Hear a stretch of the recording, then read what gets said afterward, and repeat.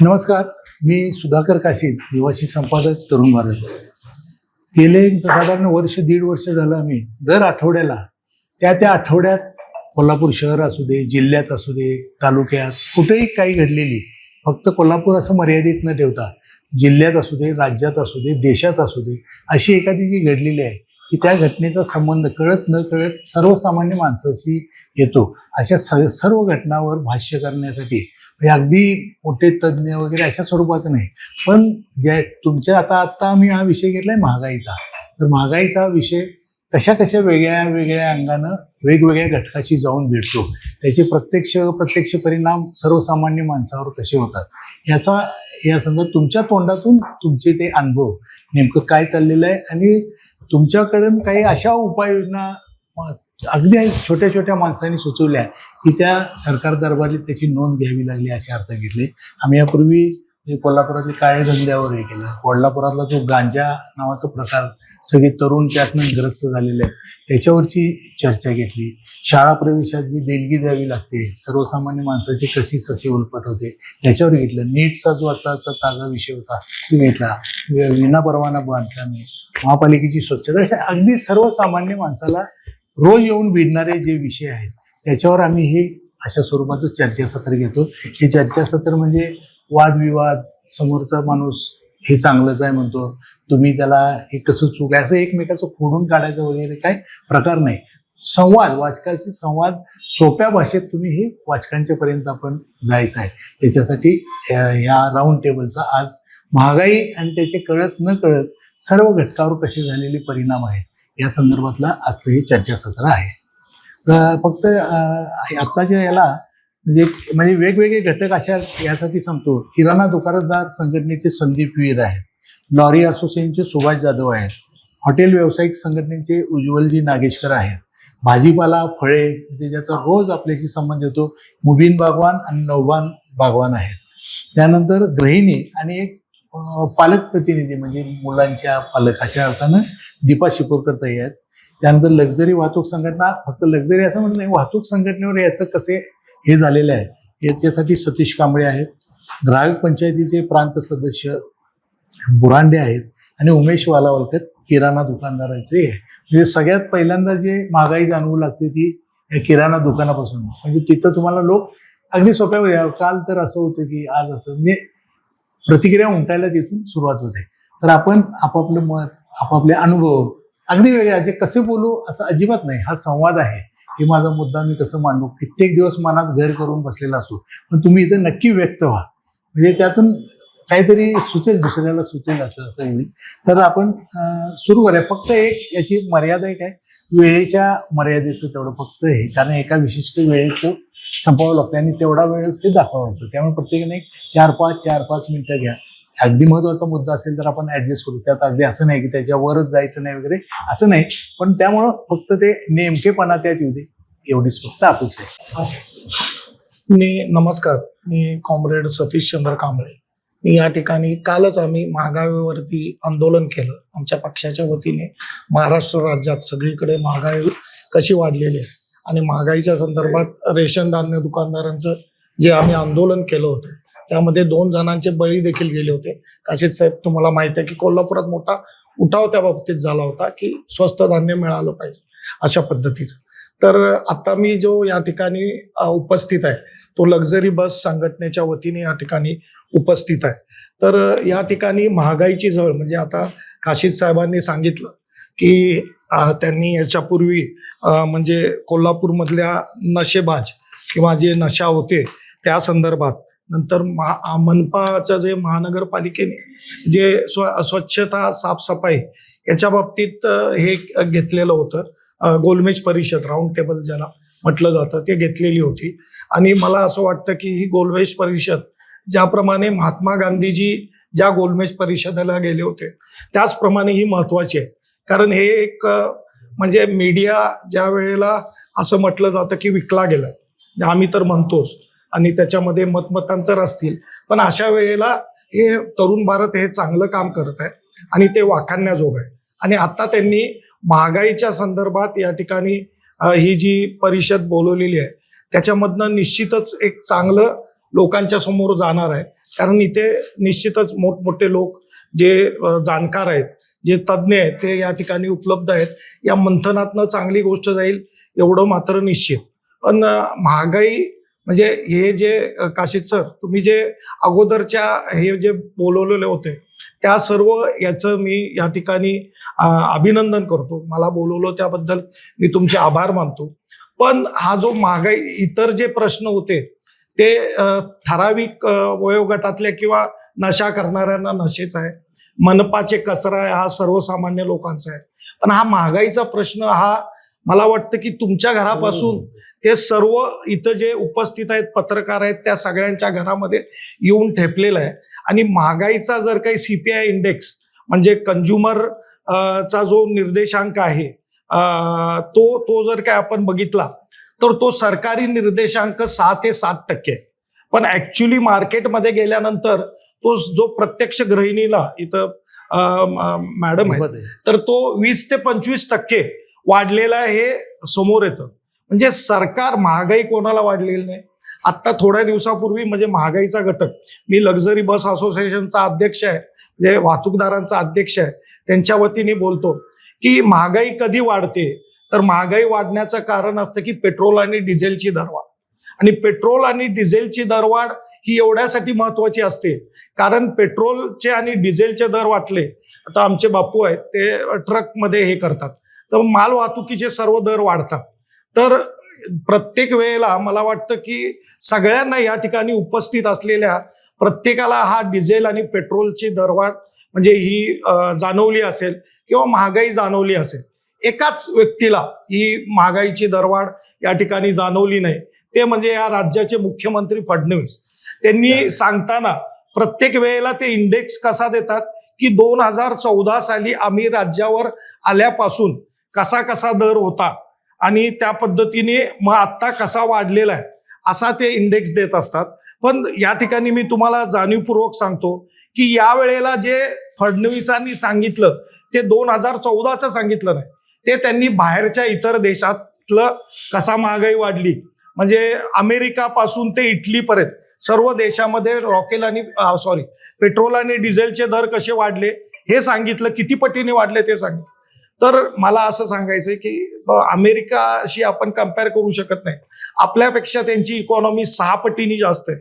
आपण आता 5 कोटी मिलियन इकॉनॉमीकडे जाण्याचा प्रयत्न करतोय, त्यांची 30 कोटी इकॉनॉमी आहे. त्याच्यामुळं आणि त्यांच्या जे आखाती देश जवळपास असतील त्यांना जाणवलेली ही पेट्रोल डिझेलची दरवाढ कदाचित जास्त असू शकते.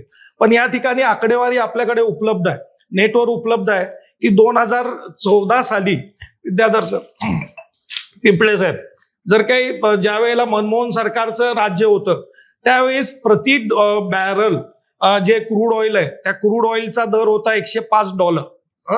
त्यावेळेला पेट्रोलचा दर होता ₹72 आणि आता क्रूड ऑइलचा दर म्हणजे आता हे जे शॉर्टेज वगैरे असं सांगितलं जातं, आता जर काही तुम्ही पेट्रोल पंपावर गेलात तर ते शॉर्टेज जाणवत नाही, पण हे कृत्रिमरित्या शॉर्टेज झालं होतं.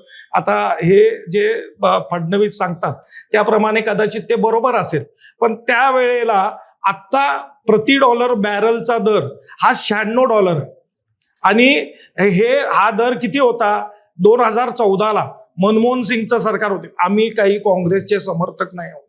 त्या ₹72 लिटर पेट्रोल होतं, त्यामध्ये सुद्धा फायदा होता, सरकारचा फायदा होता, सगळे टॅक्सेस त्याच्यामध्ये इन्क्लुडेड होते.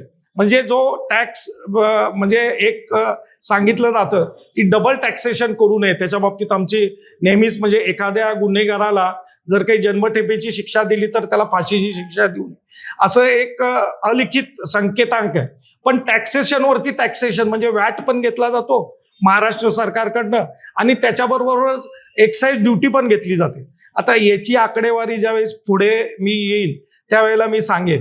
पण महागाईचा दर हा जो आहे तो जो 20 ते 25% वाढलेला आहे, त्याच्यामुळे हा जो CPI इंडेक्स आहे म्हणजे कंझ्युमर प्राइस इंडेक्स हा ग्राहक किंमत निर्देशांक हा जो वाढलेला आहे तो 2014ला एखादी वस्तू जर काही ₹100 आपल्याला म्हणजे हा जो निर्देशांक आहे काशीद साहेब, तो निर्देशांक आपण घेत असताना त्या ज्या जीवनावश्यक वस्तू आहेत म्हणजे धान्य, पेट्रोल, डिझेल, त्याच्यामध्ये सोप सुद्धा आमच्या केरळ सरकारने धरला होता की हे सर्व रॅशनिंगच्या ज्या वस्तू आहेत त्यांचा सगळ्यांचा महागाई कशी वाढते, भाजीपाला वगैरे याची महागाई कशी वाढते त्याचा जो इंडेक्स आहे त्याप्रमाणे 2014ला जी वस्तू 100 रुपयाला मिळत होती ती प्रत्येक सालाला 2015, 16, 17, 18, 19, 20, 23, 24 आणि आता 25 आणि 26ला हे 26 पूर्ण व्हायचंय त्याचा कसा घटत आलाय आणि महागाई निर्देशांक कसा वाढतोय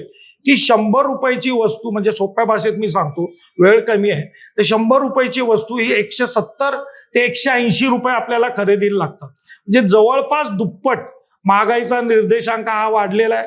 आणि हे सरकार म्हणते की अच्छे दिन जर काही यायचे असतील तर मला वाटतं की हा महागाईचा निर्देशांक या ठिकाणी कमी करणं सरकारची जबाबदारी आहे.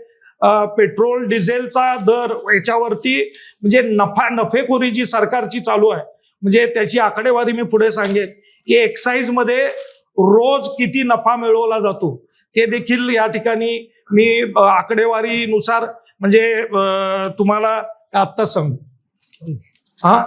मग आता त्या आकडेवारीनुसार ही महागाईने जी सर्वसामान्य जनता जी महागाईने होरपळते त्या जनतेच्या टाळूवरचं लोणी खाण्याचं काम हे फडणवीस सरकार आणि मोदी सरकार म्हणजे हे सरकार हे मायबाप असतं पण ह्या दोन्ही सरकारने केलेलं आहे. हे आकडेवारीनुसार या ठिकाणी मी तुम्हाला इथं सांगू इच्छितो की रोजचा पेट्रोल आणि डिझेल ही विक्री किती होते तर 334 कोटी लिटर ही डिझेल आपल्या भारत देशामध्ये विकलं जातं रोज आणि पेट्रोल 17 कोटी लिटर म्हणजे निम्म जवळपास त्याच्यामध्ये पेट्रोल विकलं जातं. म्हणजे त्याच्यावरती हे जे पेट्रोल जे होतं ते 70 रुपयांनी मी मगाशी सांगितलं त्याप्रमाणे 72 रुपयांनी असा 2014ला होतं. ज्या वेळेला क्रूड ऑइलचे दर कमी झाले त्यावेळेला आज ते 111 रुपये लिटर आहे म्हणजे 40 रुपये लिटरनी या ठिकाणी त्याचा दर वाढलेला आहे.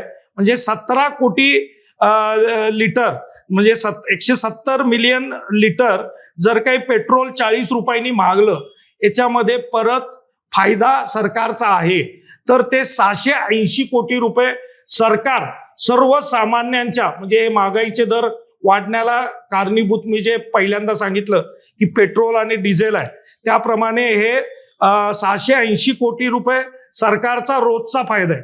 तसंच 1360 रुपये म्हणजे 34 कोटी लिटर हे जर काही डिझेल या ठिकाणी रोज विकलं जातं तर त्याचे 40 रुपये प्रमाणे 1360 कोटी रुपये हा अतिरिक्त फायदा या सरकारचा नफेखोरीतनं म्हणजे एक्साईज ड्युटीतनं याच्यामध्ये वॅट नाहीये अजून तर तो जो आहे तो दररोजचा 2040 कोटी रुपये हे सरकार सर्वसामान्य जनतेकडून या ना त्या मार्गाने म्हणजे आम्ही जरी पेट्रोल घेत असलो तरी आम्ही सर्वसामान्य लोकांकडनंच ते वसूल करतो. अन्नधान्य जे वाहतूक होते त्यातनं ते वसूल केले जाते. त्याच्यामुळं आम्ही म्हणतोय की ही सरकारचं सर्वसामान्य जनतेच्या टाळूवरचं लोणी खाण्याचा धंदा या सरकारने जर काही बंद केला तर मला वाटतं की या ठिकाणी अच्छे दिन यायला वेळ लागणार नाही. अजून एक गोष्ट या ठिकाणी आहे की एक्साईज ड्युटी आता सध्या किती आहे तर एक्साईज ड्युटी 19 रुपये 90 पैसे ही आजच्या गाडीला आहे. आजच मी यायच्या पूर्वी एक्साईज ड्युटी रोज बदलत राहते त्याच्यामुळं गुगल हे करून मी बघितलेली आहे. पेट्रोलवरची एक्साईज ड्युटी ही 19.90 रुपये आहे आणि डिझेलवरची एक्साईज ड्युटी ही 15.80 हे आहे म्हणजे डिझेलवरची ड्युटी एक्साईज ड्युटी. 2014ला किती होती आकडेवारी सकट सांगतोय म्हणजे इथं भाषण करायचं कुठल्या तरी याच्यावरचं त्या पद्धतीने भाषण करत नाहीये. कॉम्रेड असल्यामुळे आम्हाला सवय आहे की जे काय असेल ते खरं बोलायचं आणि ते आकडेवारीनुसार बोलायचं, लोकांना सर्वसामान्य लोकांना पटेल असं बोलायचं. 2014 साली काशीद साहेब म्हणजे हे आश्चर्यकारक आकडे आहेत आणि हे सर्व लोकांच्या समोर आहेत. म्हणजे जी दररोज लूट केली जाते ती 9 रुपये 48 पैसे ही एक्साईज ड्युटी होती मनमोहन सरकारच्या काळामध्ये. ती आज किती झाली आहे? 19 रुपये 90 पैसे ही एक्साईज ड्युटी झाली आहे.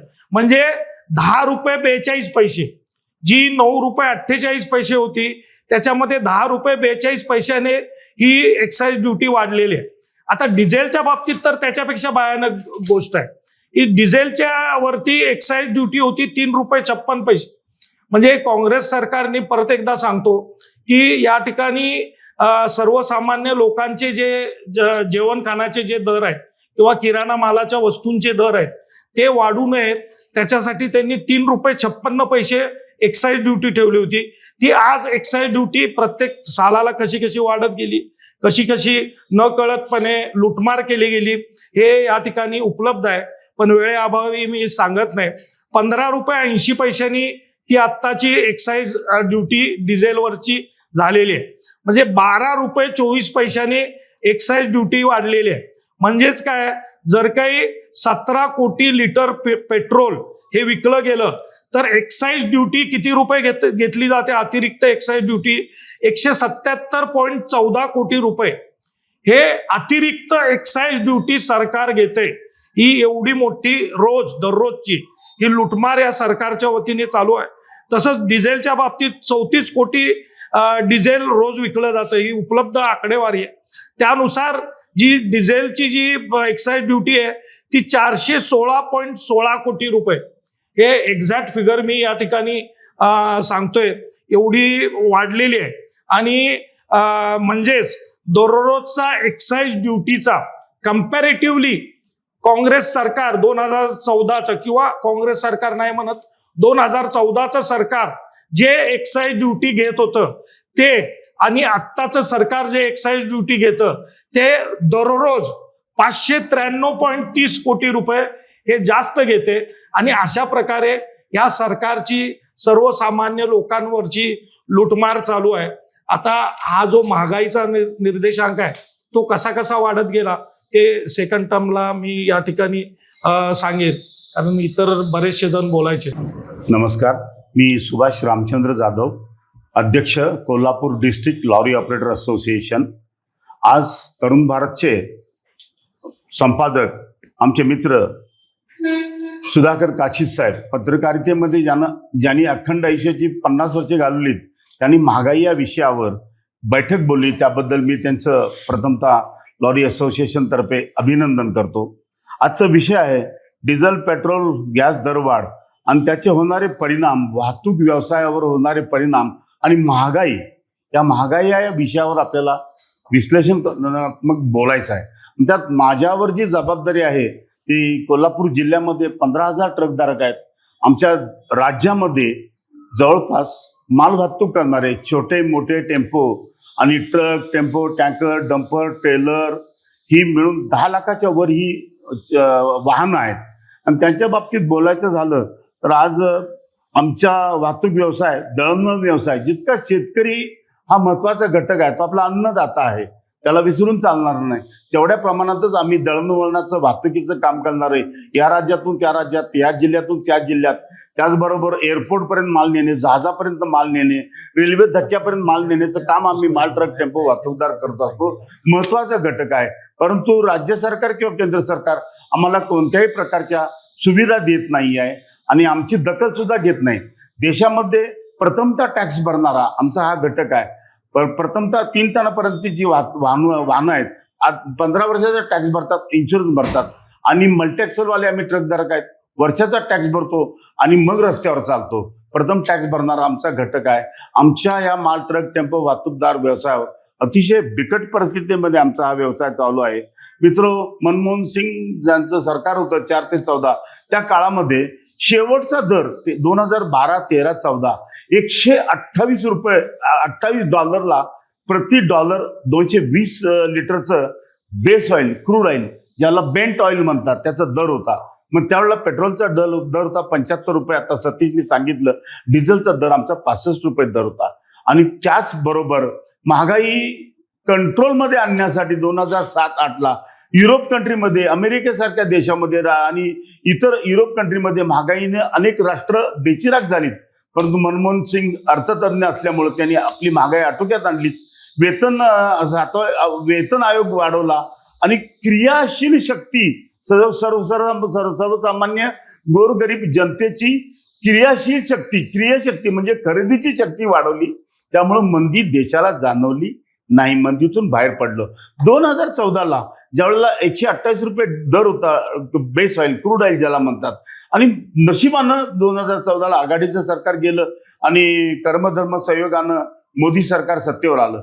आणि त्यांचं लक एवढं चांगलं, जसं सरकार सत्तेवर आलं तसं UAE म्हणजे युनायटेड अरब इमिरेट्स हे 7 राष्ट्रांचं एक संपूर्ण संयुक्तीकरण आहे.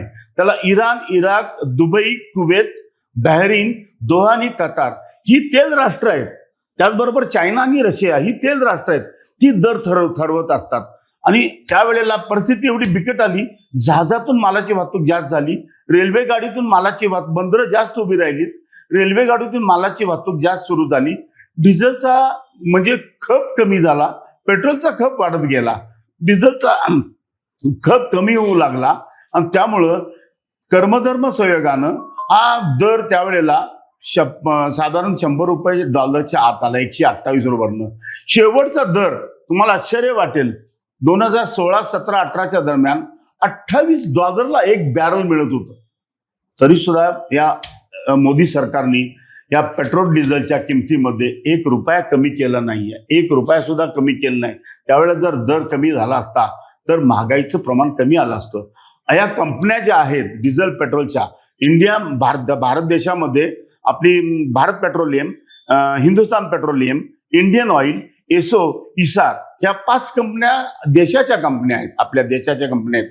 या कंपन्या तोट्यात येऊ नयेत म्हणून यांनी हाय तेच दर ठेवलेत आणि अब्जावधी रुपयाचा नफा कमवला. त्याचबरोबर आता रिलायन्स कंपनी ही पेट्रोलियम प्रॉडक्ट मध्ये बाजारात आलेली आहे. ती क्रूड ऑइल ज्याला बेस ऑइल, बेंट ऑइल म्हणतात, ते इम्पोर्ट करतंय आणि एक्सपोर्ट सुद्धा करतं.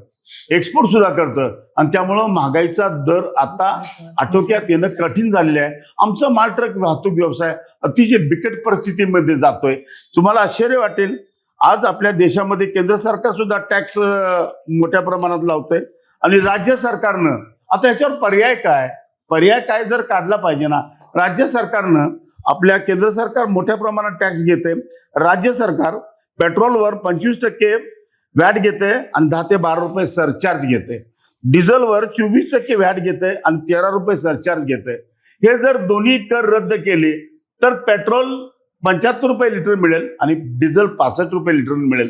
हे थोड्या कालावधीसाठी महागाई आटोक्यात आणण्यासाठी हा एक पर्याय सांगितला. परंतु हा पर्याय स्वीकारायला राज्य सरकार तयार नाहीत, फक्त खोटी आश्वासनं देतात. केंद्र सरकार पण खोटी आश्वासन देतात, राज्य सरकार पण खोटी आश्वासनं देतात. जनतेची, गोरगरीब सर्वसामान्य जनता आता मेटाकुटीला आलेली आहे. माझा माल ट्रक टेम्पो वाहतूकदार अतिशय मेटाकुटीला आलेला आहे. आई जीव घालना आणि बाप भीक मागू देणं अशी आमची अवस्था झालेली आहे. आज दर पेट्रोलचा दर जरी किती असला तरी त्याच्याशी मला कर्तव्य नाही आहे. डिझेलचा दर जो 90 रुपये 6 पैसे होता तो 100 रुपये 6 पैसे झालेला आहे. म्हणजे 10 रुपयाने डिझेल वाढलं 15 दिवसात. परंतु आमचे वाहतुकीचे दर सुधाकर काशीद साहेब 1 रुपयाने सुद्धा वाढलेले नाहीत. त्याला कारण अनेक वेगळे आहेत. इझी फायनान्समुळे गाड्यांची संख्या वाढलेली आहे, मल्टीएक्सेल गाड्यांची संख्या वाढलेली आहे आणि इझी फायनान्समुळे आणि मल्टीएक्सेल गाड्यांच्यामुळं फार संख्या वाढलेली आहे. महागाई आटोक्यात येण्यासाठी महाराष्ट्र शासनानं जे कर लावले आहेत ते आटोक्यात आणले पाहिजेत. महागाईचा आगडोंब उसळलेला आहे. आता गोरगरीब सर्वसामान्य जनतेला फार कठीण परिस्थितीतून जावं लागत आहे आणि महागाई आटोक्यात आणण्यासाठी शासनानं प्रयत्न करावेत अशी आम्ही विनंती करतोय. आणि आमचा माल truck tempo tanker dumper trailer वाहतूक व्यवसाय अतिशय बिकट परिस्थितीत आहे. जे दर कोल्हापूर ते मुंबई 14 टायर 30 टन मालाची वाहतूक करत होता, 1,011 रुपये टन. साखर आणि गुळ याशिवाय पश्चिम महाराष्ट्रातून कुठलाही माल काही जात नाही, दुसरा काही माल नाही. आता कुठंतरी ठाणा वाशी, मुंबई वाशी, ठाणा भिवंडी कल्याण नालासोपारा आणि गुजरातमध्ये आपला तांदूळ जाऊ लागलेला आहे. तांदूळ म्हणजे राईस मिलचा तांदूळ आत्ता जाऊ लागलेला 2 वर्षात. दुसरं काही नाही. महागाई आटोक्यात आली पाहिजे. महागाईचा आगडोंब उसळलेला आहे. गोरगरीब सर्वसामान्य जनता त्रस्त झालेली आहे आणि आमचा मालट्रक टेम्पो वाहतूकदार तर पूर्णतः बिकट अवस्थेतून जात आहे. दुसरं काही सांगायला नको. आमची अवस्था फार वाईट वाईट वाईट अवस्था आहे. बऱ्याच लोकांनी आमच्या आत्महत्या सुद्धा केलेल्या आहेत आणि आमची अवस्था सुधरेल असं वाटत नाही. ज्या वेळेला डिझेलचा दर कमी येईल त्याच वेळेला महागाई कमी होईल. नमस्कार, मी उज्ज्वल नागेशकर, कोल्हापूर हॉटेल असोसिएशनचा एक्स प्रेसिडेंट. आज तरुण भारत नेहमीच जे प्रश्न असतात त्याच्यामध्ये अगदी पुढाकार घेऊन आमची काही दुखणी असतात ती मांडायला चान्स देतात. येस. पर्यटन वाढवण्यामध्ये सुधाकर काशीद सरांनी आम्हाला गेली 40 वर्ष तरी म्हणजे या इंडस्ट्रीमध्ये असल्या कारणाने आज सांगतो की कालचं फिगर म्हणजे मागच्या आठवड्याचं फिगर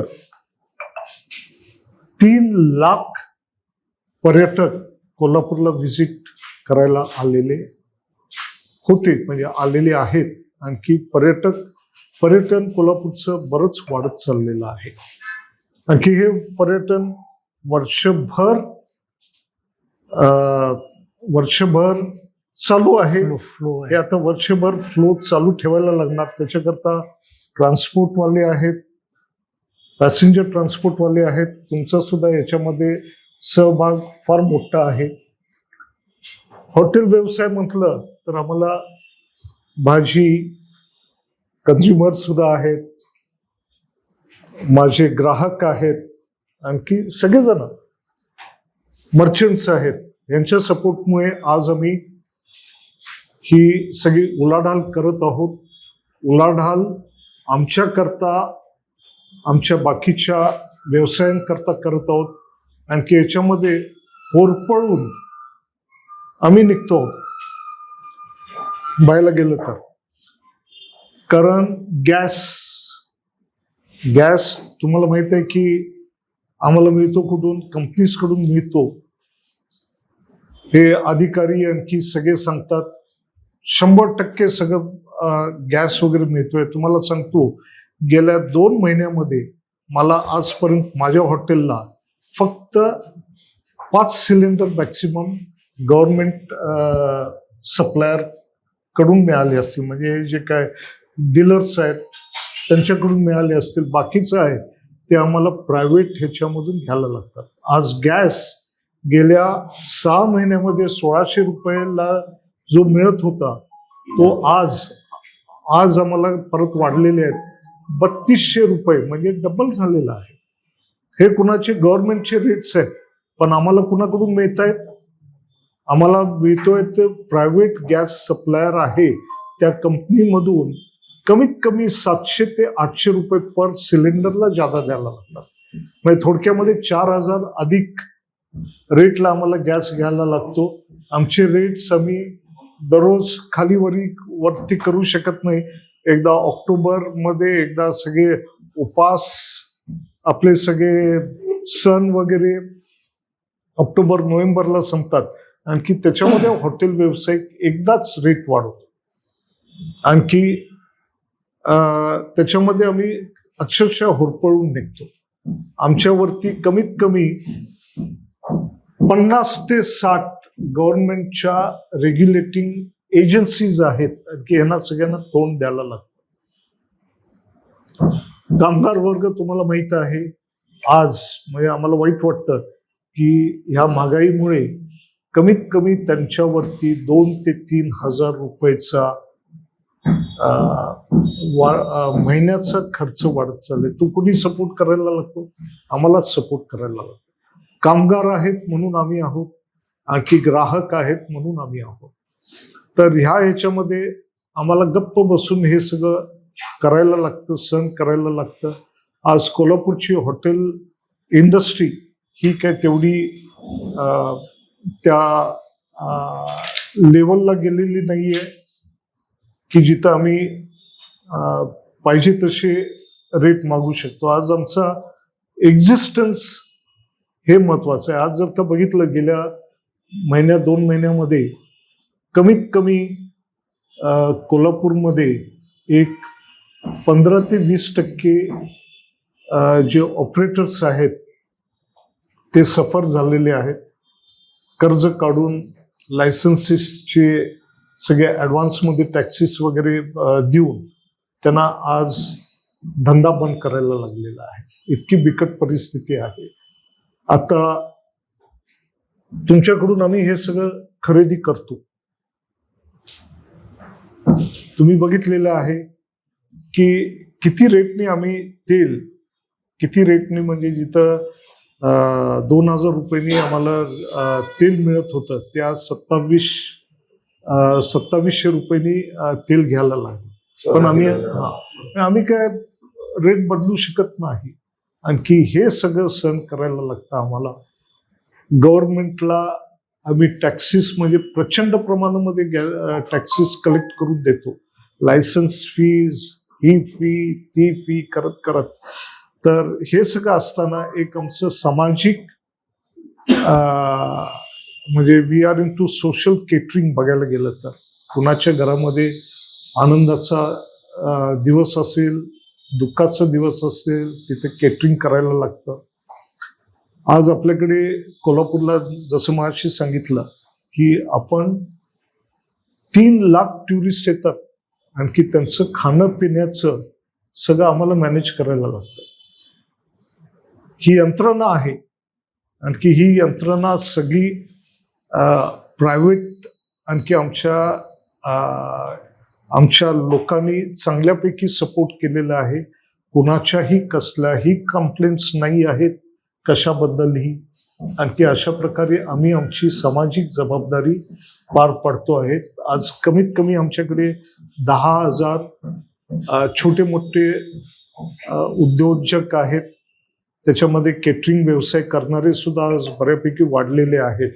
आणखी आमची एम्प्लॉयमेंट सुद्धा देण्याची जी एक एस्टॅब्लिशमेंट नाही म्हटलं तरी एक 30 ते 40 जणांना डायरेक्ट एम्प्लॉयमेंट देते. आणखी इनडायरेक्ट एम्प्लॉयमेंट सगळे तुम्ही आहात. तुमच्या सपोर्टमुळे आज आम्ही हे सगळं तरुण पुढे घेऊन चाललेलो आहे. आमची कंप्लेंट नाही आहे. पण हा जो आमच्यावरती जो मानसिक त्रास आणखी आम्हाला जो आर्थिक त्रास होतो आहे त्याच्यामधून आमची लवकर सुटका व्हावी हीच आम्ही आमच्या ग्राहकांना आम्ही हे करतो आहोत की त्यांनी आम्हाला सांभाळून घ्यावं. आणखी लवकरात लवकर चांगले दिवस यावे. आता दादानी आपल्याला सांगितलं की आजचे दिन केव्हा येणार आहेत आपल्याला माहित नाही. तर लवकर यावेत. आणखी we have to live in coexistence. आमचा शेतकरी आणखी सगळे व्यावसायिक चांगल्या प्रकारे जगावेत. आणखी त्यांची भरभराट व्हावी. आणखी त्यांना चांगलं दीर्घ आयुष्य लाभावं एवढंच आम्ही प्रार्थना करतो. दीर्घ आयुष्य तुम्हाला ज्यादा लागलं की त्याच्यामध्येच माझा फायदा आहे. आज आम्ही हॉटेल इंडस्ट्रीमध्ये बघायला गेलं तर हेल्थ सर्व्हिसेस मध्ये सुद्धा आम्हाला खूप मदत करायला लागते. आज कोल्हापूरला बरेच बाहेर गावाहून पेशंट आणखी पेशंटच्या बरोबरीने खूप असे गरीब पेशंट सुद्धा येतात ज्याला सुद्धा आम्हाला सप्लिमेंट करायला लागतं. त्यांचं जेवण खाण, पेशंट्सना सूप वगैरे लागतं ते सुद्धा आम्हाला म्हणजे फुकट देणारे आमचे उद्योजक आहेत. तर अशा प्रकारे देतो. ज्या वेळेला आपत्ती येते त्यावेळेला हॉटेल असोसिएशन हे नेहमीच पुढं असतं. आणखी हा भार आम्ही घेत असतो. तर समाजाकरता आम्ही आहोत. आणखी समाजाकरता we are committed. Thank you very much. तुम्ही अपॉर्च्युनिटी दिल्याबद्दल. We are always committed to Kolhapur. नमस्कार, मी संदीप वीर, कोल्हापूर किरकोळ किराणा दुकानदार असोसिएशन अध्यक्ष. प्रथमतः मी तरुण भारत व सुधाकर काशीदजी व पिंपळे साहेब यांचं अभिनंदन करतो की महागाई संदर्भात यांनी एक मीटिंग लावली. आणखीन आपल्या पंतप्रधानांनी एक वाक्य सांगितलं होतं की 1 नेशन 1 टॅक्स. त्यामध्ये जर सगळं आलं असतं तर ही परिस्थितीच आली नसती. आपल्याला ही मीटिंग सुद्धा घ्यावी लागली नसती. काय झालंय, यांनी सांगतात एक आणि करतात एक. 1 नेशन 1 टॅक्स जर असता तर सगळे डिझेल असेल किंवा पेट्रोल असेल कुठलेही पदार्थ असतील तर सगळे ते अंडर आले असते व डिझेल पेट्रोल 5-10 रुपयानं वाढलं असतं, असं 50-100 रुपयाचा एवढा फरक डिफरंट पडला नसता. आणखी दुसरी गोष्ट, आम्ही किराणा दुकानदार आहोत. आमचं कसं होतंय, आम्हाला मार्जिन 8% 10% गेली 40-50 वर्ष झाली तेवढंच मार्जिन आहे. कंपनी काय करते, 5 रुपयाचा बिस्किटचा पुडा आहे, त्यातलं वजन कमी करत जाते. म्हणजे 40 ग्रॅम, 35 ग्रॅम, 30 ग्रॅम, आता तरी 28 ग्रॅम वगैरे आलेलं आहे. कंपनी तेवढेच पैसे घेते, मार्जिन आमचं 8%च आहे, वाढलेलं नाही. दुसरी गोष्ट, कॅडबरी बघा, जी कॅडबरीची व्हॅल्यू जर आपण काढली ती 2 रुपये सुद्धा लायकीची कॅडबरी नाही, तिचे 10 रुपये कंपनी घेते कॉस्ट. अतिशय वाईट आहे. हे तुमची मॅगी वगैरे पदार्थ आहेत, आत्ताचे लोक म्हणजे वाईट गोष्टी खायला लागल्या, त्यामुळे सुद्धा महागाई वाढली. सर, तुमची मॅगी म्हणा, बिस्किट म्हणा, तुमची कॉफी, जे नको आहे ते पदार्थ सुद्धा लोक खायला लागले. अहो, फळभाजी खावा, फळं खावा आपली भरपूर, म्हणजे त्यामध्ये सगळ्यांचा फायदा होईल त्यामध्ये.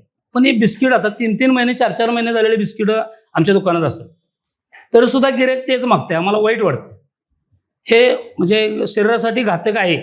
आपण ताजं जे चपाती वगैरे खातो, एका दिवसाची 2 दिवसाची समजून खातो, पण हे 3-3 महिने 6-6 महिने झालेले बिस्किट सुद्धा आपण खातो का, तर एक्सपायरी 1 वर्ष आहे, 1.5 वर्ष आहे, 2 वर्ष आहे, चुकीचं आहे. परत तुमचे तळलेले पदार्थ, आता तेल वाढायचं कारण मेन, तळलेले पदार्थ तर एवढे लोक खातात, काय बोलायचं काम नाही. ते चायनीज आहे, तुमचे नूडल्स आले, पर बऱ्यापैकी हॉटेलला सर्रास आता कसं झाले, आठवड्यातनं एकदा हॉटेल लोक जातात. मी हॉटेलवाल्यांचे आहेत म्हणून त्याच्यासाठी बोलत नाही, पण एक आता हे झालंय, बाहेर गेलं चला आंबोळी खाली, एक आलं संपला, संध्याकाळी काय जेवण करायची गरज नाही, असे सुद्धा काही लोक आहेत. वडापाव सुद्धा 10 रुपयाचा 20 रुपयावर गेलेला आहे या तेलामुळं. आणखीन एक गोष्ट, सोपी गोष्ट सांगतो लोकांना, की तेल जे वजन आहेत ते 800 ग्रॅम, 700 ग्रॅम, 750 ग्रॅम हे कंपन्याने आयडिया करून काम केलं. पण यामध्ये काय झालं, मॉडर्न ट्रेड होण्याने भयानक पैसा मिळवला. 800 ग्रॅमचे पैसे 160 रुपयेच आणि 700 ग्रॅमचे पैसे पण 160 रुपयेच. त्याच्यावर किंमत भले 200 रुपये असेल, 40 रुपये ऑफ करून विकतात. लोकांना काही समजत नाही. सर्वसामान्य म्हणजे नागरिकांना ह्या गोष्टीचं काही सुतक नसतं. अरे 40 रुपये ऑफ आहे, 40 रुपये तुमचे ऑफ नसतात, तुमचे 100 ग्रॅमचे तेलात येतात आणि 20 रुपये तुमचे घेतलेले असतात. हे लोकांनी लक्षात घ्यायला पाहिजे. आणखीन एक म्हणजे साबण रोज लागणारी वस्तू आहे. आता व्हीलचं साबण 220 ग्रॅम वडी होती, आता 190-180 ग्रॅमवर आली. फायदा हा तुमच्या खिशातलाच घ्यायचा आहे, म्हणजे ग्राहकाच्या खिशातलाच. असं काय नाही आम्ही आमच्या खिशातला घालतो, नाही, तुमच्याकडून वसूल करून सरकारला द्यायचं. हे चुकीचं आहे, पण पर्याय नाही आम्हाला. पण आता साखर, गुळ आपल्या इकडे भयानक पिकते, पण लोक म्हणजे त्या पद्धतीनं त्या गोष्टी म्हणजे वापरत नाहीत. गुळ पाहिजे, ब्रँडेड पाहिजे. आता आपल्या इकडचं गुळ 50 रुपये 55 रुपये, पण ब्रँडेड म्हणून तोच 120 रुपयाने 130 रुपयाने 200 रुपयाला घेणार डीमार्टमध्ये जाऊन, का स्टँडर्ड पॅकिंगमध्ये गेलेलं असतं. साखर त्याच उसाची असते, गुळ त्याच उसाचा असतोय, वेगळा काय नसतोय. पण तीच साखर तिथं मार्टला जाऊन घेणार 70 रुपये 65 रुपये, आपली 44 रुपयाने घेताना रडणार.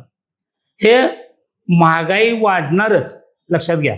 तर जोपर्यंत डिझेल आणि पेट्रोल GST मध्ये येत नाही तोपर्यंत हे असंच राहणार.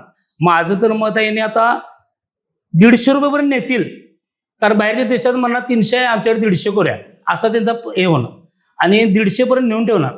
आणि एवढी महागाई वाढणार, आत्ता वाढणार नाही तुमची, ते म्हणजे आठवड्याला 1-2 रुपये किंवा 4 दिवसाला 50 पैसे 60 पैसे. आता या 4 दिवसात तुम्ही बघितलेलंच आहे किती पैसे वाढून.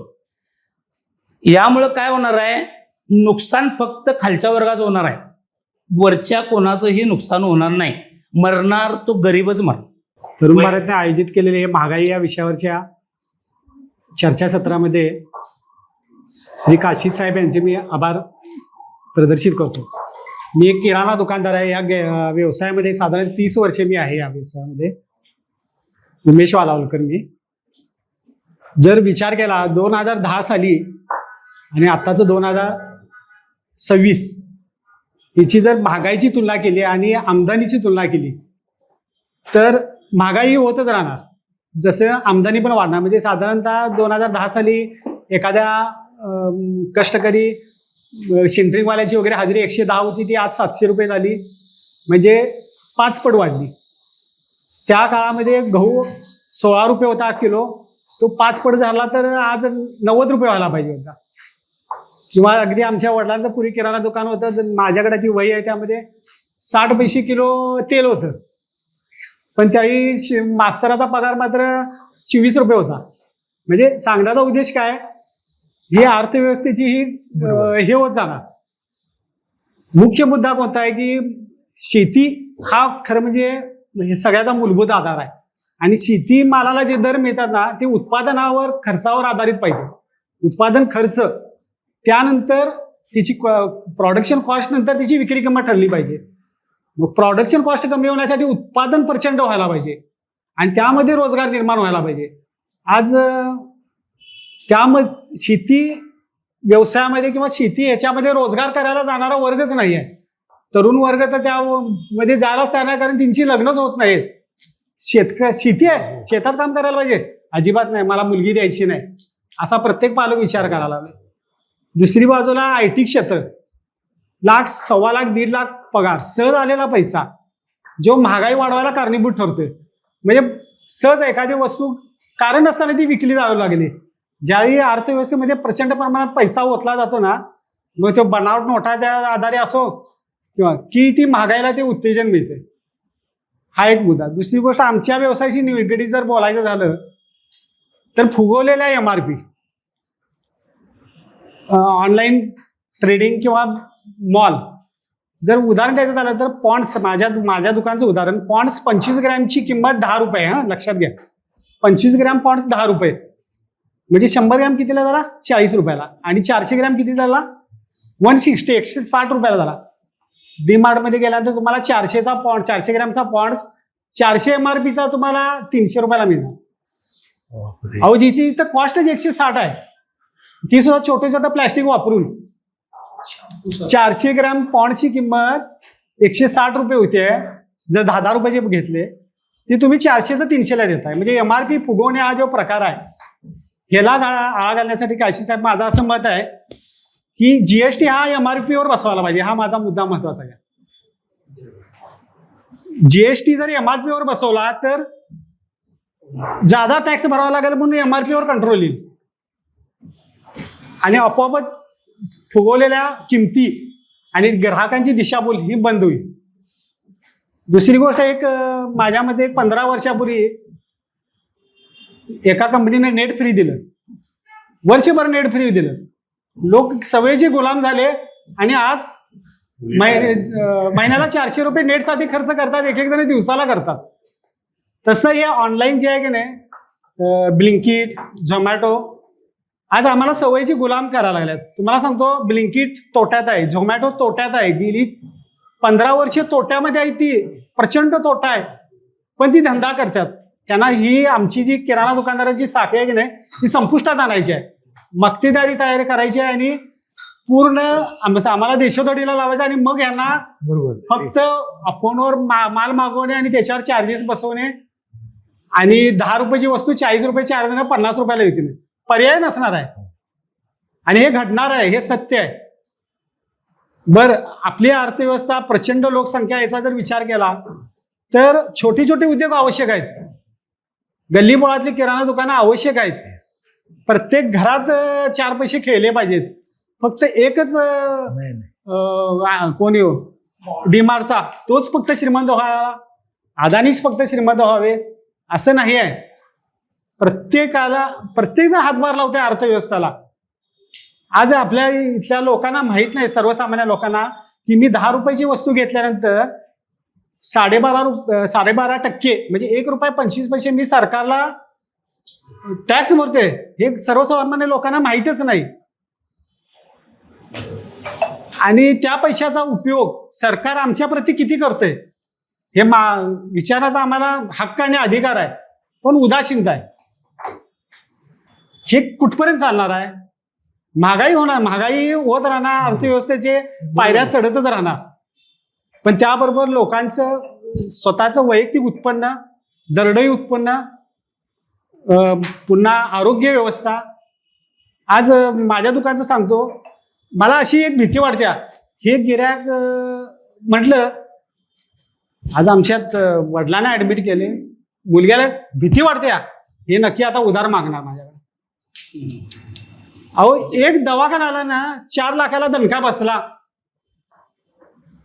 म्हणजे ते पहिली गोष्ट आम्हाला डबरा आहेच, पण ते पण बिचारा गिऱ्हाईक म्हणजे उद्ध्वस्त झालेलं असते.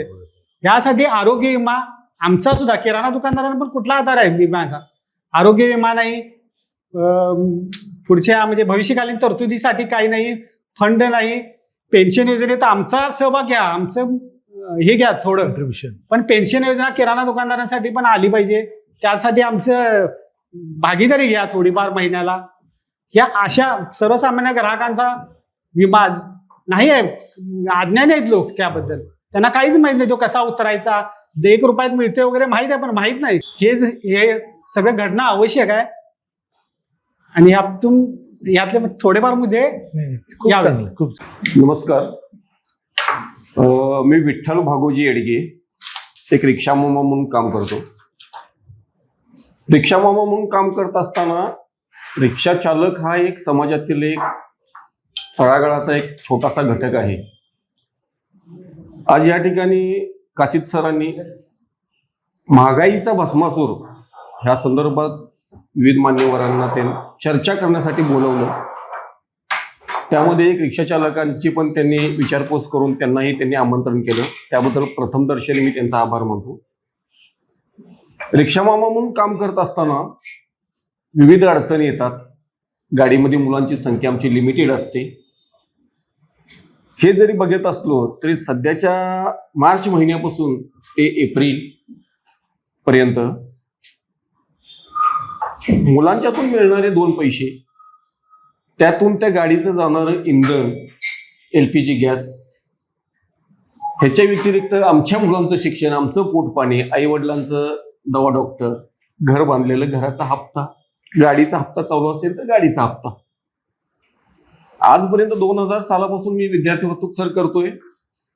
माझ्या गाडीतील मुलं US ला ते आहेत, त्यांचे मला फोन येतात, एवढं मी अभिमानानं सांगतो. पण सध्याची कंडिशन जर बघितली तर ही विद्यार्थी वाहतूक करत असताना रिक्षा मामांचं काम हे फक्त, रिक्षा मामा हा घटक असा आहे की रोज उकरणे, पाणी घेणे, पाणी पिणे आणि ताण भागवणे, ह्याच्या व्यतिरिक्त जास्त प्रोग्रेस किंवा जास्त काही प्रगती अशी काही नाही. मुलांना शिक्षण देऊन उद्या सकाळी मुलं आमची चांगल्या ठिकाणी जॉबला लागली, त्यांच्यापासून जास्त 2 पैसे इन्कम मिळायला लागला, ते आमचं समाधान म्हणायचं. आज हे महागाईचा जर विचार जर केला तर मार्चच्या अगोदर गॅसचा दर सर LPG 44 रुपये लिटर होता. तो सध्याच्या घडीला 100 रुपये आहे. पण एप्रिलच्या 18-19 तारखेपर्यंत 120, 125 होता. आज आमचं जे गणित असतं त्या गणितामध्ये सर 8 ते 9 हजार रुपये आमच्या गाडीला इंधन खर्च येणार असं आमचं गृहीत धरून सगळं चाललेलं असतं. तर त्याचा हिशोब ज्या वेळेला मी करतो, पूर्ण मी लेखी ठेवतो, 20,000 रुपये माझा सर इंधन खर्च झालेला आहे. पण त्या मुलांच्या परीक्षा ह्यांना तर कुठं दुरावून चालत नाही. कुठल्याही पालकांच्याकडे आम्ही गॅस दर वाढल्याने आम्हाला 2 रुपये वाढवून द्या म्हणून आम्ही कधीही मागितलेलं नाही. आम्ही आमचं नातं जपण्याचा आम्ही पुरेपूर प्रयत्न करतोय. पण सध्या आता अशी कंडिशन झाली आहे, जर गॅस दर जर असेच जर राहिले तर उद्या रिक्षा मामा म्हणून काम करायचं की न करायचं हा पण डोक्यामध्ये विचार यायला लागला. पण कसं आहे, काही बसलेली घडी आहे, ती घडी विस्कटून चालत नाही. धंद्यामध्ये तर कधी प्रॉफिट कधी लॉस हा होत जातो, पण त्याला पण थोडंफार कुठंतरी लिमिट असावं, त्यावरती पण शासनाचा कुठंतरी अंकुश असावा अशी आमची वैयक्तिक इच्छा आहे. आणि रिक्षामामा घटक जगला तर ही समाजाची चाकं सगळी चालत राहणार आहेत असं माझं वैयक्तिक मत आहे. ह्या महागाईच्या भस्मासुरामध्ये आज आमचा जर खर्च बघितला तर पासिंगचं विद्यार्थी वाहतुकीला ज्यावेळेला आम्ही गाडी ज्यावेळेला फिरवतो त्यावेळेला मोबाईलला परिवहन ॲप येतं, मोबाईल परिवहन ॲपमध्ये आम्ही स्वतः बघत असतो आमचं परमिट कधी रिन्यू आहे, आमचं पीयूसी कधी संपतंय, आमचा इन्शुरन्स कधी संपतोय. तर गाडीत आपले मुलं असतात, 5-6 मुलं असतात, आपण स्वतः असतो. आज वाहनधारक आहेत, वाहनधारकचे अध्यक्ष बसलेले आहेत, त्यांचं पण त्याच्यावरती नियोजन असतं. इन्शुरन्स हा सगळ्यात मोठा घटक आहे. आज प्रत्येकाची परिस्थिती नाही आहे, गाडीचं काही जर कधी झालं तर ते समोरल्या व्यक्तीचं किंवा जीवितहानी झाली तर ते भरून देण्याची कुणाची हे नाही, परिस्थिती नाही आहे. त्यासाठी हा इन्शुरन्स पूर्णपणे सेफ्टीसाठी हे कंपल्सरी आम्हाला ठेवावंच लागतं. आणि आमच्या विद्यार्थी वाहतूक रिक्षा संघटनेच्या सर्व जे सभासद आहेत त्यांना हे कंपल्सरी आहे, इन्शुरन्स हे कंपल्सरी पाहिजेच. आज जर बघितलं सर, परमिट रिन्यूतनं गेलं तर त्याला दंड चालू आहे. आज टॅक्स पासिंग फी 700 वरून 800 गेलेली आहे. पीयूसी हे सगळं जर केलं तर वर्षाकाठी कागदपत्रासाठी एका रिक्षाला 12,000 ते 13,000 रुपये खर्च येतो. स्पेअर पार्टची किंमत 1 वर्षापाठीमागं मी माझ्या गाडीला ब्लॉक पिस्टन गाठला होता सर, 2250 रुपयाला गाठला होता. आणि गेल्या महिन्यात मी चौकशी केला तर 2837 रुपये म्हणून मला त्यांची किंमत सांगितली.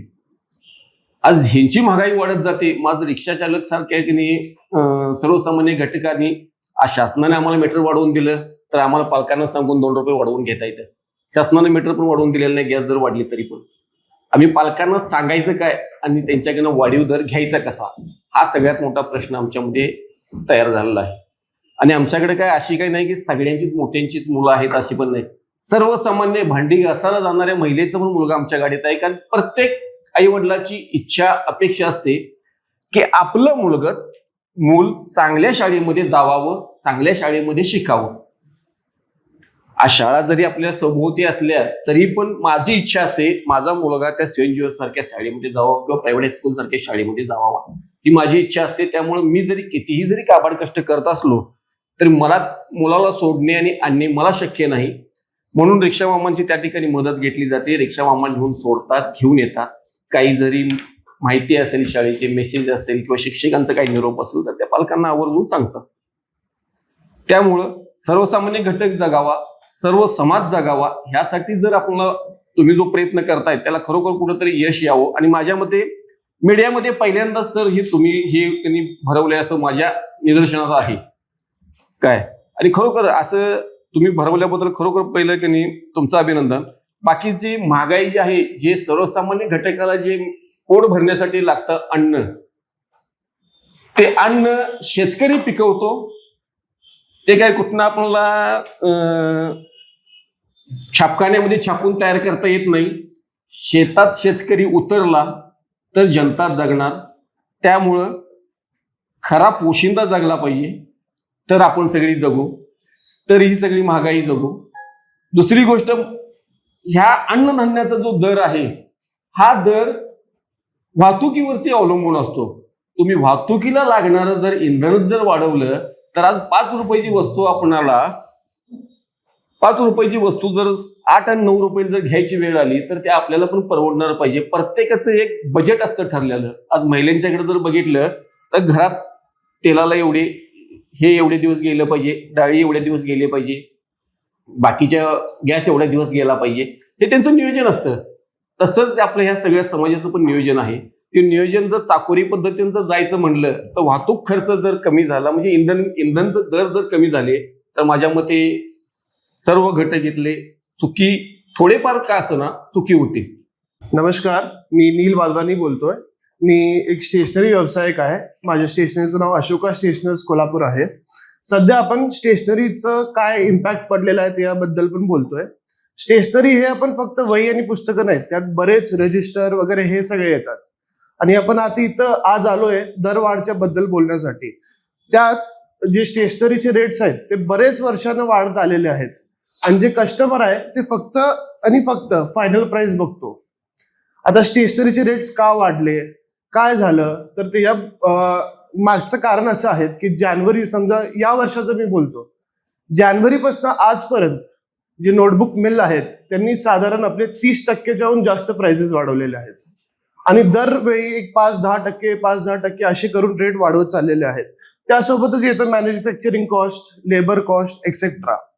आणि त्यानंतर काय होतं, आपण जेव्हा एक व्यावसायिक असतो त्यावेळी आपल्याला माल येतोय मिलमधनं डिस्ट्रीब्युटरकडे येतोय, डिस्ट्रीब्युटरकडनं परत होलसेलकडे येतोय, मग एंड कस्टमरकडे जातोय.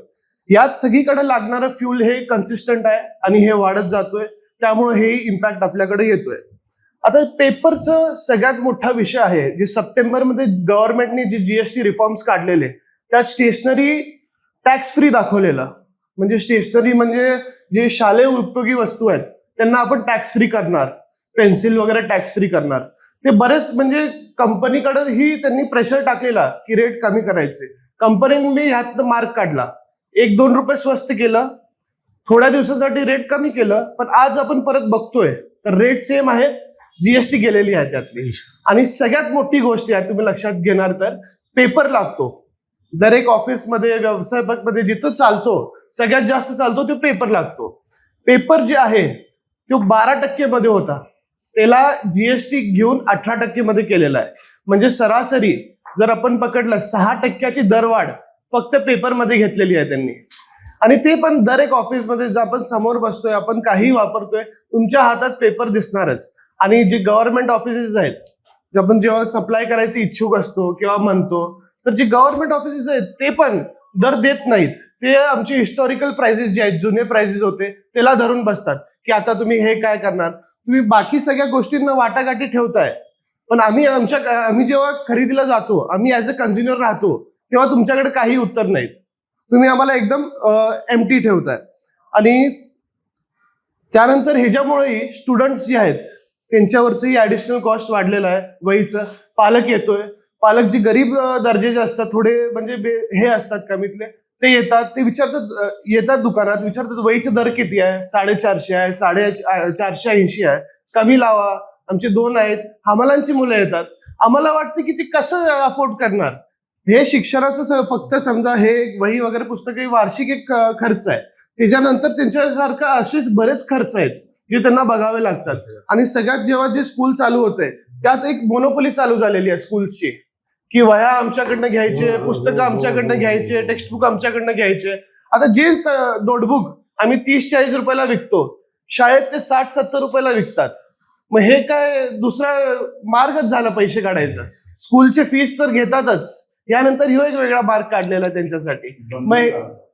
मग आता ह्याच्यासाठी काय झालेलं आहे, आमचं काय म्हणणं आहे की समजा आता एक पेपर आहे, पेपर मी सांगतो आज मी खरेदी करतोय, समजा आज 192 रुपयाचा रेट आहे, समजा उद्या समजा एक आठवड्याभरात मी घेतो 195चा रेट आहे. मग हे आता आम्हाला माहिती आहे की रेट वाढलेला आहे, आम्ही समोरच्या एंड कस्टमरशी बोलतो की साहेब रेट वाढलेला आहे, 5 रुपये वाढवून द्या. नाही, कसं देऊ, परवा घेतलेला आहे, हेच उत्तर आहे. पण कमोडिटी आयटम आहे, पेपर आहे, डेली रेट अपडाऊन होतात, याचं कुणालाही काही जाण नाही. आता गव्हर्नमेंट ह्याच्यावर वर्किंग करायला पाहिजे, एक स्टेबलायझेशन ठेवायला पाहिजे किंवा एक बेसिक ठेवायला पाहिजे. ते सगळं गव्हर्नमेंटनं आमच्याकडे करायला पाहिजे. थँक्यू. येस, छान मुद्दे अगदी. नमस्कार, मी दीपा शिपूरकर. प्रथमतः मी खरंच तरुण भारतचं अभिनंदन करते की ज्या वेळेला जो काळ आता असा आहे की ज्या वेळेला एकांगी विचार मांडले जात आहेत मीडियातून, तर अशा वेळेला तरुण भारत अशा पद्धतीचे उपक्रम करत आहे आणि खरंच कौतुकास्पद आहे.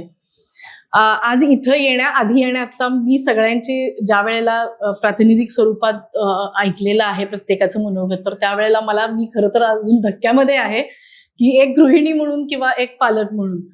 कारण अनेक गोष्टी ज्या आहेत त्या आता ज्या वेळेला किराणा माल कशा पद्धतीनं कसे फुगवले जातात, दर फुगवले जातात, जीएसटी आणि हे टॅक्स ते टॅक्स, आतापर्यंत गृहिणीचं रिप्रेझेंटेशन करताना मला कुठं काय झळ पोचणार आहे असं वाटू शकत होतं की ठीक आहे डिझेल वाढलं, पेट्रोल वाढलं, मला काय त्याचं हे आहे. पण हे समजत नाही की सगळ्यात एंड युजर जो आहे, जो एंड कस्टमर जो आहे, त्याला सर्वात जास्त भूर्दंड सोसायला लागतो, जसं साहेबांनी सांगितलं आता 20 ते 25% काहीतरी. आणि खरं आहे आता याच्यामध्ये सुद्धा अनेक स्तर आहेत असं मी म्हणेन. एका वेळेला म्हणजे एक दरी सुद्धा आहे, एक विषम दरी की ज्याच्यामध्ये आता आपण बघतोय की थोडंसं आभासी जगामध्ये आपण राहायला लागलेलो आहे, आपल्याला व्यसन लावलेलं आहे. आणि सर बरोबर आहे, आज मी फोडणी टाकते आणि मग माझ्या लक्षात येतं की कढीपत्ता नाही तर मी ब्लिंकिटवरनं मागवते. तर ही सवय खरंच लागलेली आहे, व्यसन लागलेलं आहे, अत्यंत वाईट आहे, हे लक्षात येते. तर या ज्या सोशल मीडियामध्ये आपण राहतोय ना, त्याच्यामध्ये असं छान छोकीपणा म्हणा किंवा हॉटेलिंग, अर्थातच हॉटेलिंग असावं मी म्हणते, पण एक सोशल प्रेशर आता असं आलेलं आहे की अरे वा, ते बघा कसे एन्जॉय करतायत, स्टेटसमध्ये बघतायत, ट्रिपला जातायत आणि एवढं छान. पहिल्यांदा हॉटेलमध्ये गेलं की सर आपण बघितलं असेल की मेनू आला की त्याचा आधी फोटो काढला जातो. म्हणजे खाण्यापेक्षा हे बाहेर सांगणं महत्वाचं वाटतं की मी आज हे खातोय. तर याला खूप महत्व आलेलं आहे. आणि एका वेळेला आपण महागाई म्हणतो, तर दुसऱ्या वेळेला तुमच्या लक्षात आलं असेल की लग्न आज ज्या वेळेला होतात त्यावेळेला प्री वेडिंगसाठी 25 ते कमीत कमी 25 लाखापासून सुरुवात होते. आणि एवढं मग त्या माझ्या मैत्रिणीच्या मुलाचं लग्न इतकं मोठं झालं तर मला पण सामाजिक प्रेशर आलं की अरे हिनं काहीच खर्च केला नाही. तर ते मुलांची पण इच्छा होते, म्हणजे मुलांचे पालक म्हणून हे पण की मुलांना अरे त्यांनी आई वडिलांनी एवढा खर्च केला आणि तुम्हाला काय प्रॉब्लेम आहे. तर असं होतं. माझं मुलाच बघतं की मॅगी मस्तपैकी खात असताना त्याची कशी एनर्जी वाढते, की किती छान ऍक्टिव्ह होतं. तर अर्थातच आणि ती चव अशी असते की एकदा खाल्ल्यानंतर ते मूल चपाती आणि भाजीकडे बघतच नाही. आणि हे हट्ट पुरवण्यासाठी आपल्याला ते घ्यावं लागतं. गृहिणींनाही अर्थातच हे पटकन होतं. चपाती भाजीला मला वेळ लागतो. डब्यामध्ये सुद्धा आपण जर बघितलं तर आता पदार्थ वेगळे झालेले आहेत. जे आम्ही शाळेत घेत होतो ते नाही आहेत राहिलेले. आणि याच्यात कसलंही वावगं वाटत नाही, कारण सोशल मीडियानं आपल्याला ते बंबार्डिंग केलेलं आहे की हे म्हणजेच आयुष्य आहे. आणि मी असं म्हणते की 1 किंवा 2 नाही, तर ही जीवनसाखळी आहे. त्याच्यातला एक जरी ताणला तुम्ही दोर तर सगळीकडं त्याचा इम्पॅक्ट दिसायला लागतो.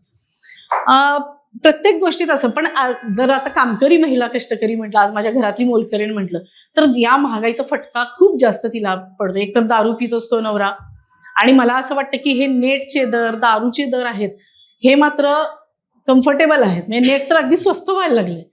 त्यामुळं आणि कामवाली मावशी असू दे किंवा कोणी असू दे, तिचा नेट पॅक संपला की ती अशी कासावीस होते. लवकरात लवकर एकदा मला जरासे उसने पैसे द्या, मला पहिल्यांदा नेट पॅक भरायचंय, असं चाललेलं असतं. तर ती तर झळ पोहोचलेलीच आहे. शेतकरी बांधव आहेत आणि हा जो स्तर आहे ज्याच्यामध्ये कामकरी महिला आहेत किंवा आर्थिक गणित जिथं बसलेलं असतं की बाबा जसं त्यांनी सांगितलं की एक महिला की आज माझ्याकडं डाळीला इतकं, तेलाला इतकं, ह्याला इतकं, त्याला इतकं, पूर्ण हे गणित आहे ते कोलमडतं. आणि त्याच्यानंतर आणि हे सगळं होतं, याच्यातनं पुन्हा भ्रष्टाचार सुद्धा वाढतोय. आज तुम्ही गॅस सिलेंडरची रेट सांगितला, पण जर तुम्हाला आणखीन पाहिजे असेल तर ब्लॅकनं काय अव्वाच्या सव्वा दर घेऊन आणि लोक घेत आहेत. हे आम्ही आज हॉटेलमध्ये जेवायला गेलो की दर वाढलेले आहेत. त्यामुळं हा सगळा जो भुर्दंड आहे शेवटी हा सामान्य जनतेला बसत आहे, कळत न कळत. सर्वांनाच ते लक्षात येईल असं नाही, पण आज धन्यवाद, माझे डोळे इथं आल्यावरती बऱ्यापैकी उघडलेले आहेत आणि थोडीशी दिशा मिळालेली आहे. अनेक ज्या माहिती नव्हत्या त्या गोष्टी सुद्धा समजलेल्या आहेत. आणि खरंच हे धक्कादायक वास्तव समोर आणले. साहेब थँक्स खरंच. नमस्कार, मी प्रसाद बुरांडे, अखिल भारतीय ग्राहक पंचायत मध्य महाराष्ट्र प्रांत सदस्य. जवळजवळ 40 वर्ष मी या ग्राहक संघटनेमध्ये काम करतोय. आणि सुधाकरजी आणखीन आम्ही खूप वेळा एकत्र आलेलो आहोत. त्यामुळं आणि खूप मोठी कामं आम्ही केलीत. त्यांनी सुचवलंय आणि आम्ही केलेलं नाही असं आत्तापर्यंत काहीही नाही आहे. अगदी वारांगणांना वस्तू देण्यापासून ते सगळं कोरोना काळात आम्ही सगळं केलेलं आहे. आणि तर ग्राहक पंचायत म्हणून काम करताना मी आधी ग्राहक म्हणून हे सगळं मांडीन की तुम्ही सगळेजण आम्हाला हवे आहात. म्हणजे लॉरी असोसिएशन हवे आहे, लक्झरी पाहिजे आहे, साहेबांचं हॉटेल पाहिजे, किराणा माल पाहिजे, गृहिणी तर घरामध्ये आहेतच, रिक्षा मामा पाहिजे, कारण का माझी मुलगी सुद्धा शाळेला जात होती रिक्षा मामाकडनं. तर या सगळ्यांच्या बरोबर आणि वया स्टेशनरी शिवाय आमचं काय चालतच नाहीये. तर तेव्हा ग्राहक म्हणून आणि भाजीपाला सकट सगळे ग्राहक म्हणून आम्हाला सगळं पाहिजे आहे.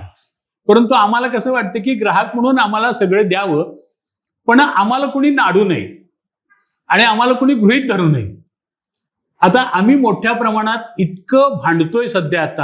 आता तुमचा MRPचा विषय तुम्ही सांगितला, तर आता MRPला आम्ही 12 तारखेला दिल्लीला जंतर मंतरला आम्ही धरणं आंदोलन आम्ही करतोय.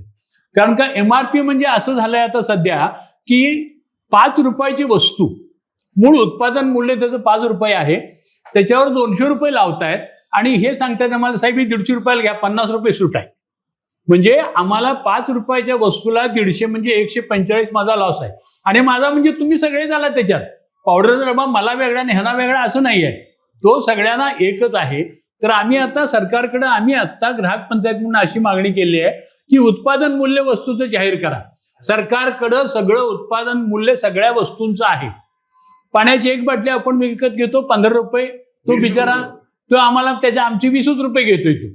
आम्ही भांडलो तर त्याला म्हणतो असं कसं, मग अन्न औषध प्रशासन आणखीन त्याच्याबरोबर वजनमाप यांच्याकडे तक्रार केली तर लगेच येतोय.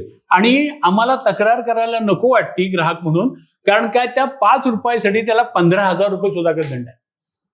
आणि मग अगदी स्टँडवर सुद्धा गेला तर पटकन ह्या काय विचारत नाही आहेत किती झाले. आणि आमच्यासारखा माणूस किती, पाण्याची बाटली द्या 20 रुपये घ्या 20. आणि मग अरे आम्ही बघतोय तिथं अरे 15 रुपये आहे, 15 रुपये मग थंड करायला पैसे द्यायचं कारण नाही आहे. ती वस्तू त्यांना 15 रुपये दिलीच पाहिजे. आता चहा आम्ही दुकानात घ्यायला लागतोय, चहा हॉटेलमध्ये पितो, तर त्यांना आम्हाला तो गरमच द्यायचा आहे ना. काय त्यांना सांगायचं गरम केलाय चहा हे म्हणून याला 15 रुपये, असं नाही आहे. तर तसं ते पाणी सुद्धा आम्हाला ते व्यवस्थितच त्यांना द्यायला पाहिजे आहे. आणि या तऱ्हेनं म्हणून आम्ही आता आमचं म्हणणं सरकारकडे असं आहे की लॉरी असोसिएशन सांगितलं की डिझेलचे दर वाढतायत, पेट्रोलचे दर वाढतायत, आणखीन याचे वाढतायत, त्यामुळे त्रास होतोय. आणि डिझेल पेट्रोल वाढलं की ऑटोमॅटिक महागाई सगळीकडे वाढत जाते. आणि हे जेव्हा असेल तर अशा जेव्हा परिस्थिती येते तर काही प्रमाणात तरी या सगळ्यांना सूट मिळायला पाहिजे त्यांना. आणि मला वाईट वाटायचं काही कारण नाही आहे, कारण का त्यांना सूट दिली तर मलाच वस्तू स्वस्त मिळणार आहे. त्यामुळे ग्राहक म्हणून आमची अशी मागणी आहे की सर्वेपी सुखाने संतु सर्वे दुःख निरामय, की सगळ्यांना प्रत्येक माणूस प्रत्येक घटक सुखी पाहिजे.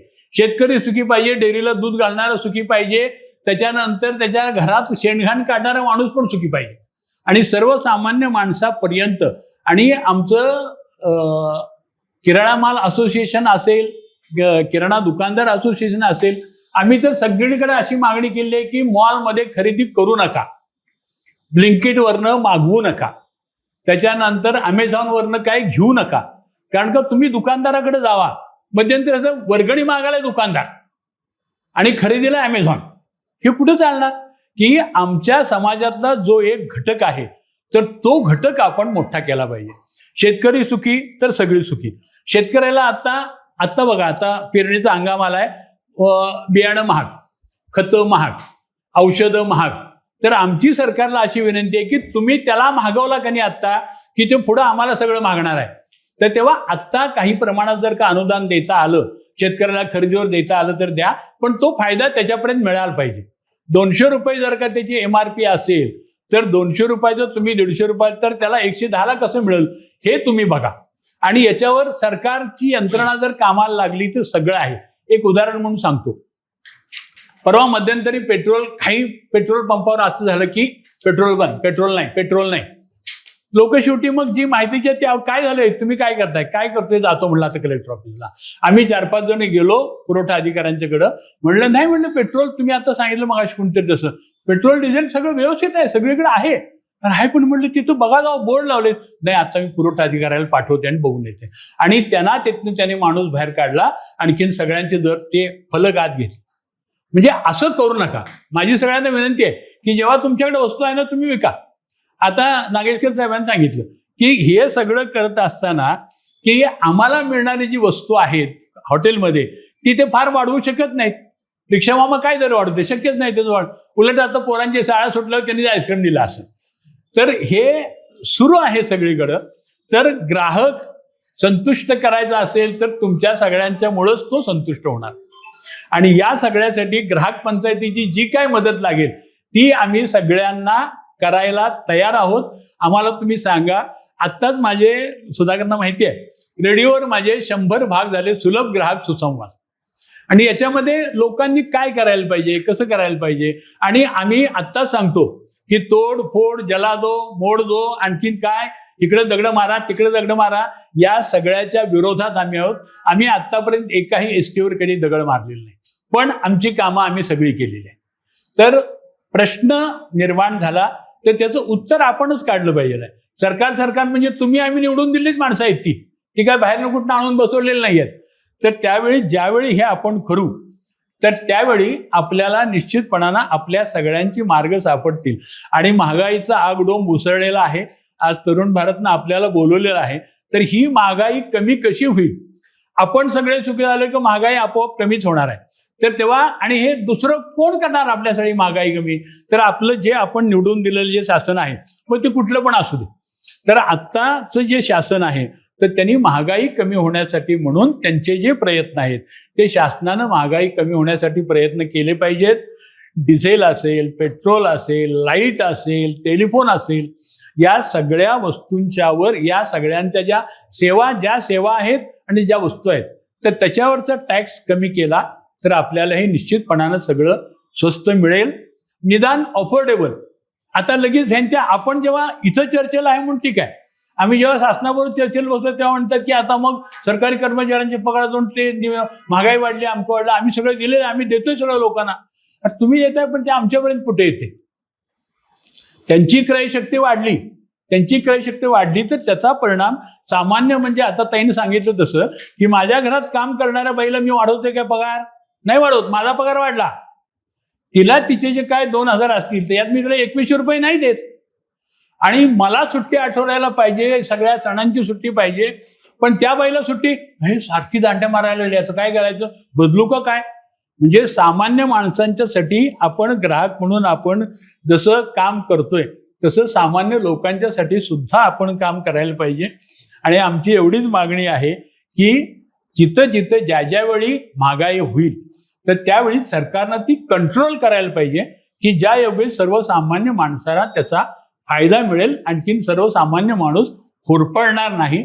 आणि सगळ्या व्यावसायिकांनी ग्राहक नुसतं दुकानात पाठी नको, ग्राहक देवो भव आणि ग्राहक एव राजा, तर त्याप्रमाणे सगळ्यांनी वागला तर आम्ही निश्चितपणानं आपण सगळेजण आणि हे सगळं ती खंडोबाची तळी उचलायची आहे. आम्ही सगळ्यांनी जर काही उचललं तरच हे सगळा महागाईच्या राक्षसावर आपण त्याला जर पालथा घातला तर आपण त्याच्या उरावर बसायला पाहिजे, तरच हे होणार आहे. आपण सगळेजण मिळून प्रयत्न करूया. आपण प्रयत्न केले तर ही महागाई सरकारच्या मदतीने आपल्याला निश्चित कमी करता येईल असं वाटतं. थँक्यू. नमस्कार, मी मुबीन बागवान. मी व्हेजिटेबल ट्रेडर आहे शाहू मार्केट यार्डला, आपल्या कोल्हापूर शेती उत्पन्न बाजार समिती. सर्वात प्रथम मी सुधाकर काशीद साहेबांचा आभार मानतो, कारण त्यांनी सर्वसामान्य लोकांच्या दृष्टिकोनातून विचार करून हे आज जे सेशन घेतले यात सर्वसामान्य लोकांचा पण विचार. आता आम्ही ज्या क्षेत्रात आहे तिथं माझा योगायोगानं संपर्क शेतकऱ्यांसोबतही येतो आणि व्यापाऱ्यांसोबतही येतो. आमचे जे व्यापारी असतात ते एकदम सर्वसामान्य घरातले असतात, रस्त्यावर बसून व्यापार करणारी लोक.